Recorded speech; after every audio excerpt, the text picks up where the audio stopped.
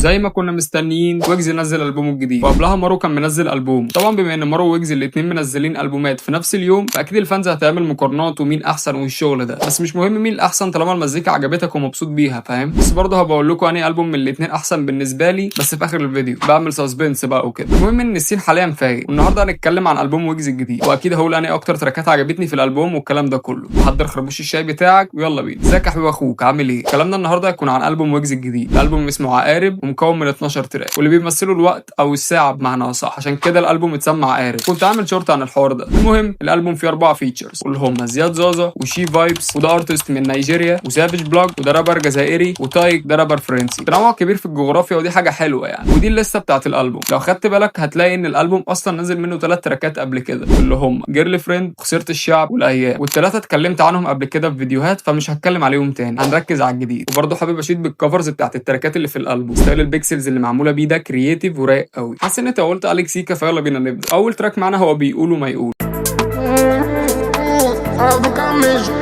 التراك ده كان ويجز مشغله قبل كده في حفله في الساحل وعجب الناس فشخ ساعتها. تراك صيفي وغالبا الالبوم كله هيكون كده يعني، بس مع اختلاف البيتس. بيقولوا ما يقولوا واللي يعوز دكتور اشوفه له. كورس رايق وويجز بيوضح فيه انه مش مهتم بكلام الناس وسايبهم يقولوا اللي يقولوه. المزيكا رايقه وتدخلك في مود ان انت في الساحل وانت بتسمع حتى. بتاع الرمل وولعت سحرتني الموجه ودمعت زمايلي في ويجز هنا بيحكي لك موقف حصل له بس بشكل صور تقدر تتخيلها، والكورس بيتعاد تاني وخلاص كده التراك بيخلص. التراك مع انه 3 دقايق الا بس قصير برضه، لان الكورس فيه متكرر هو والمزيكا اللي في نص التراك. ما علينا نروح للتراك اللي بعده وهو دي مع سافيج بلاج. ديامو في الرقبه ماشي تموت مع اني مش فاهم حاجه بس مبسوط فشخ. نبرته لايقه قوي على البيت والفلو بتاعه جامد. نطيح من فوق اسمه منشوف الضوء عماكي. الفلو بتاعه يا جدعان جامد قوي، انا مش فاهم ولا كلمه بس متسلطن بفيرس سافيج فشخ. عندي خوف دور هم كل مصلحه مفقوس ما خدعنيش مظهره. دخلت ويجز سموز قوي على البيت، وتون صوته اللي بيغني بيه لايق على الجو بتاع التراك. الصايع اللي يشغل الصايع المحترم. البار ده مع انك ممكن تشوفه عادي زي اي بار، بس في الواقع هو ريل فشخ. اعدائي حلم ومزعود انا مش قاسي على الحنان عود.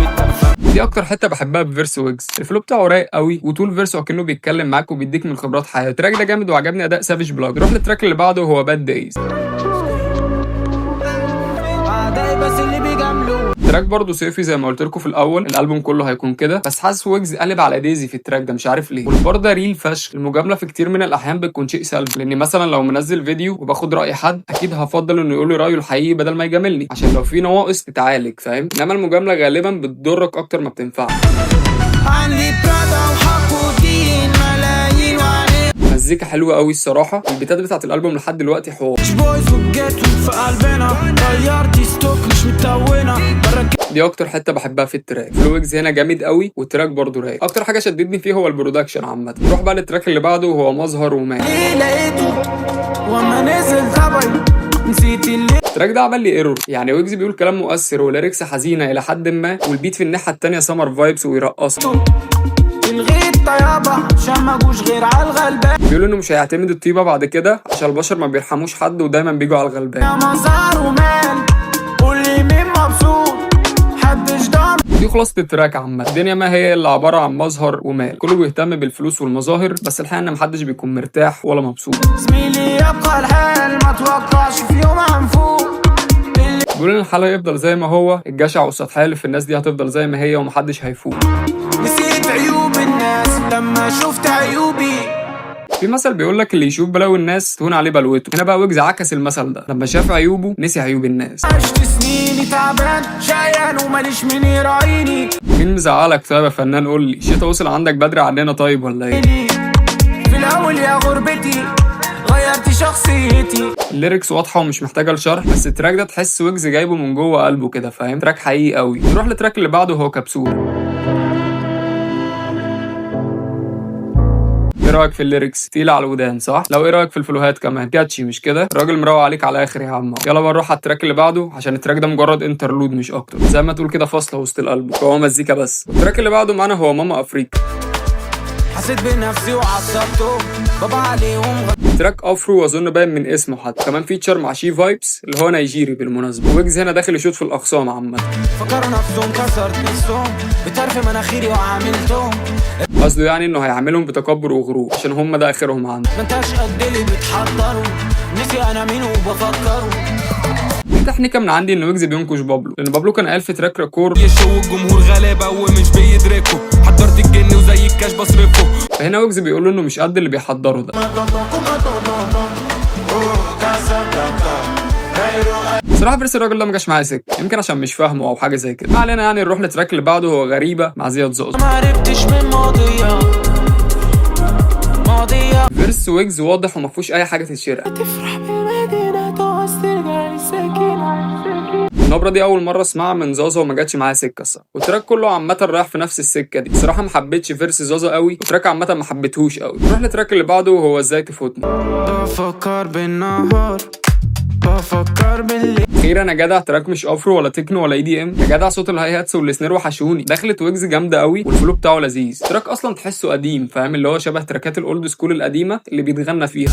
عشان الجيل مستنزف عشان حاسين بمرض. ويجز عامل التراك ده لهدف. ويجز هنا بيتكلم عن معاناه الجيل. التراك ده بيفكرني بتراك منحوس بشكل كبير جدا. ويجز الصراحه بيعرف يتكلم ويعبر عن الجيل بتاعنا بشكل كويس قوي.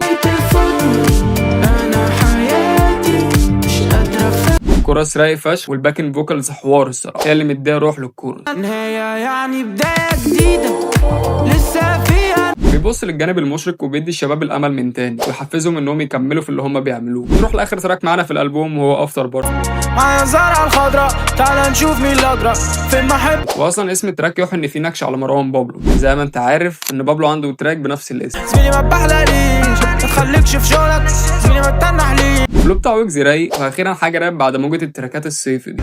بس مش همشيها بس مش هنجليها. دكتور اصول نفل فيه. بيقول انه من كتر ما هو فاهم في الاصول فهو خد فيها دكتوراه.